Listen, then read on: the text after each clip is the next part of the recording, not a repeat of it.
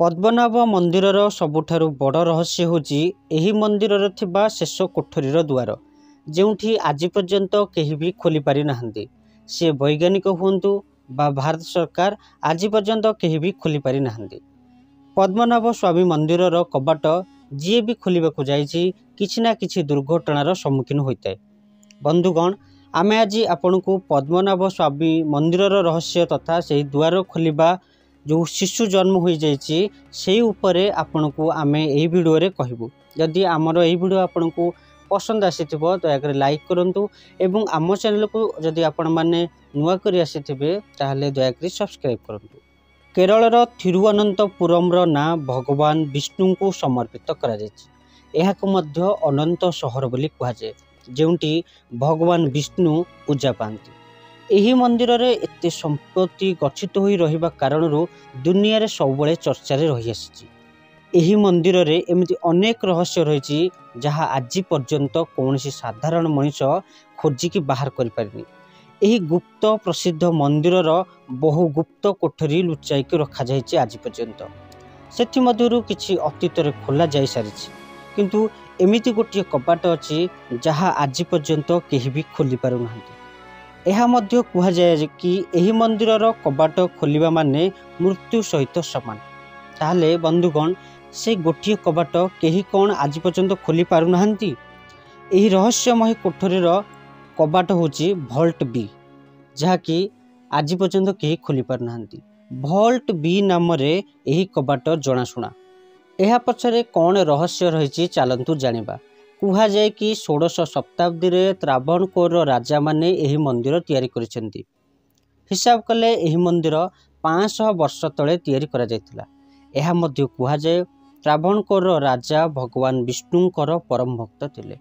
सेतिपई त्रावणकोर राजा माने निजर सबु किछि भगवान विष्णु को समर्पित कर देथिले। एहा परे 1750 रे महाराजा मार्तंड वर्मा निजको भगवान को दास बोली घोषणा करथिले। सेही दिन ठारू मंदिरर रक्षणाबेक्षण काम राज परिवार लोके देखि आसुछन्ति। मंदिरर गर्भगृह रे भगवान विष्णु को एते बड़ मूर्ति रखा जायछि जे भक्त मानको दर्शन करबाकू हेले 3टा दुआर रे तैयारी करा जायछि। प्रथमे द्वार रे भगवान को शीर्ष देखबाकू पाइबे, मझी द्वार रे भगवान को नाभि एवं अन्य एक द्वार माने शेष द्वार रे भगवान को चरण देखि पारिबे। एही मंदिर को भारतर सबुठारु धनी एवं रहस्यमय मंदिर कहुचे। एही मंदिर रे एते द्वार रहिछि जहाको भल्ट ए, भल्ट बी, सी, डी, एफ इत्यादि ना दिया जायछि। 2014 रे एक रिपोर्ट अनुसार एही मंदिर रे आहुरी 2टी गुप्त कोठरी रहिछि जहाको भल्ट एच एवं जी ना दिया जायतिला। आईपीएस ऑफिसर सुंदर राजन 2011 रे मंदिर थिबा मोट संपत्ति केते अछि बेली कोर्ट रे एक पिटिशन दायर करथिले।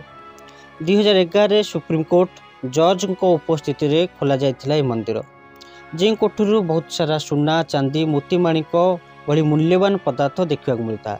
एते संपत्ति देखि प्रथम थर समस्ते आश्चर्य हो जाइतिले, किंतु भल्ट बी खोली पारिलेनि केही। कहा जाए यही भल्ट बी को जी खोलिबो से निजर मृत्यु को निमंत्रण करिबो।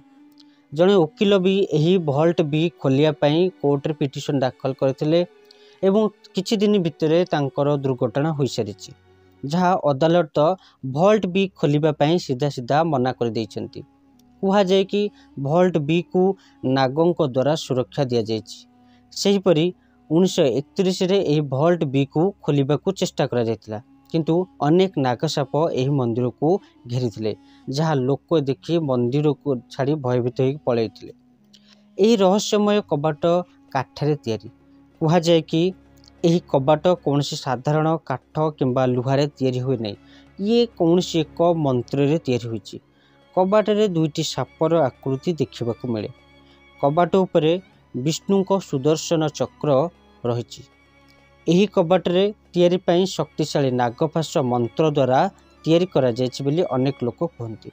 कहा जाए कि जे विष्णुकर भगवान विष्णुकर परम भक्त होइथिबो एवं गरुड़ मंत्र सठिक उच्चारण करि पारुथिबो एवं जीवन रे केबे कोनसी एक पाप काम रे लिप्त नथिबो, ताहाले एही मंदिर कबाट से खोली पारिबो। जदि गरुड़ मंत्र को ठीक से कहि न पारिला तेबे किछि भी दुर्घटना घटी पारे। थिरुअनंतपुरम रे कुहागलानी कि से लोक वर्तमान जन्म नहीं साराणी। मंदिरर किछि संकेत देखा बर्तमान मिलूँ किंतु यह केते सत्यता रही ताहा परे जना पड़िबो। किंतु किछि लोक भी कहउचंती कल्कि भगवान ही से द्वार खोलिबे। जेबे कलिजुग अंत हेबो, कल्कि अवतार भगवान ग्रहण करिवे, सेति बेले ए द्वार खोलिबो एवं द्वार खोलिले संसार ध्वंस हो जिवो। तेणु दर्शक बंधु आमर यही वीडियो जदि आपको पसंद आछे ताहले दयाकरी लाइक करंतु एवं आम चैनल को सब्सक्राइब करंतु।